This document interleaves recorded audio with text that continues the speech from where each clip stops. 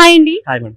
ఏపీలో ఇప్పుడు ఎలక్షన్స్ అయితే వస్తున్నాయి కదా, సో నెక్స్ట్ ఏ ప్రభుత్వం వస్తే మరి ప్రజలకు మంచి జరుగుతుందని మీరు భావిస్తున్నారు? నేను కూటమి వస్తే బాగుంటుంది అనుకుంటున్నాను. అంటే కూటమి అనేది సింగిల్ గా వస్తే సరిపోయేది కదా, చంద్రబాబు నాయుడు గారికి ఆల్రెడీ విన్ అయిన పర్సనే, మరి ఎందుకు కూటమిలో వస్తున్నారు అనుకోవచ్చు? కూటమితో ఎందుకు వస్తున్నారు అంటే వాళ్ళ అభిప్రాయం ప్రకారం ఓట్లు అనేవి చీలిపోతున్నాయి, వాటిని తగ్గించుకొని కొంచెం వాళ్ళు బలం పెంచుకుందాం అనుకున్నారు. మ్యాజిక్ ఫిగర్ కంటే ఎక్కువ పెంచుకుందాం అనే ఉద్దేశంతో ఉన్నారు కాబట్టి కూటమితో వస్తున్నారు. ప్రస్తుతం జగన్ పరిపాలనలో అయితే మనకి అనేక రకాల సంక్షేమ పథకాలు అయితే ఇవ్వడం జరుగుతుంది. ప్రజలకు మంచి జరుగుతున్నప్పుడు మరి ఇంకొక నాయకుడిని ఎలా ఎంచుకుంటారు అనుకుంటున్నారు? సంక్షేమ పథకాలని మొత్తం చాలా వరకు ఫ్రీనే ఉంటున్నాయి మేడం, అది బాగా మైనస్ అవుతుంది.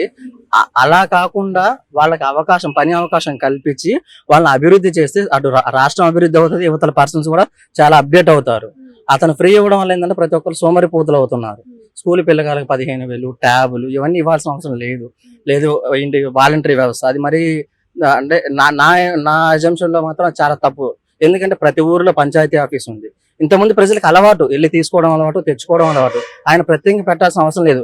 ఇప్పుడు ఊర్లో పంచాయతీ అంటే ప్రతి ఊరికి దగ్గర నియర్లీ 500 మీటర్స్ 600 మీటర్స్ డిస్టెన్స్. వాళ్ళు నడవలేరు, వెళ్ళలేరు ఎంత లేదు కదా. 600 మీటర్స్ వాళ్ళు ఇల్లు రాగలుగుతారు.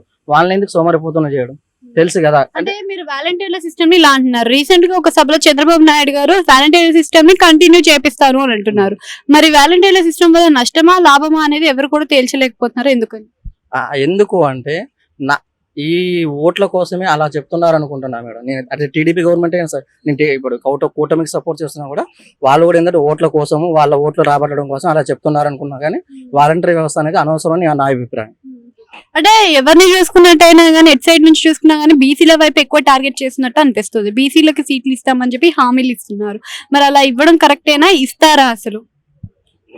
అందరికి సమానంగా ఇవ్వడం అనేది కరెక్ట్ మేడం. అలా వాళ్ళకి వీళ్ళకి అనకుండా అందరిని చూసి, కూటమిలో ఉన్న వాళ్ళైనా ఎవరైనా సరే చూసి ఇవ్వడం అనేది మంచిది. అంటే వాళ్ళ టాలెంట్ ని బట్టి, అందరికి ఒక్కొక్క టాలెంట్ ఉంటుంది, ఆ టాలెంట్ ని బట్టి ఇవ్వడం మంచిది.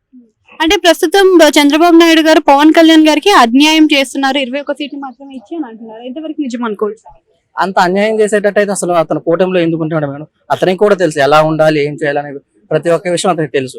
అది అన్యాయం అయితే అనుకోను. బట్ ముందు వాళ్ళు ఎలా డీలింగ్స్ ఉన్నాయని మనకి ఒకవేళ కూటమి కనుక గెలిస్తే అప్పుడు తెలుస్తుంది, ఆటోమేటిక్ తెలిసిపోతుంది. మనం ముందు డిసైడ్ చేయడానికి అయితే లేదు.